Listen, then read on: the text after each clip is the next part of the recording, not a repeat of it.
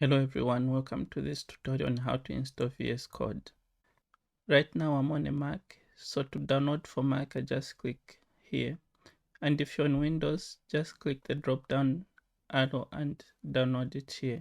If you're on Linux, download this one. So my download is complete. Let me just show you how to install it now. So for Mac I just have to drag the downloaded file to applications. So just drag this one and drop it in your application. I already have it installed, so I won't do that.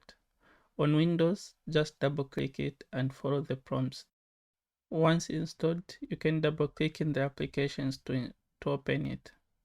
I have mine opened here. So the first thing that you want to do is to add VS Code to your path.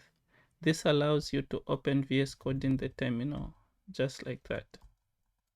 And this will open VS Code in that directory.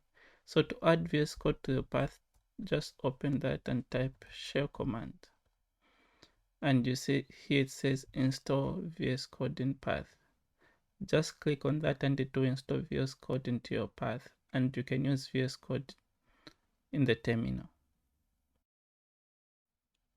That's it for this tutorial video. I hope you enjoyed it. Please subscribe, like and share, and leave your comments on what you'd like me to do next.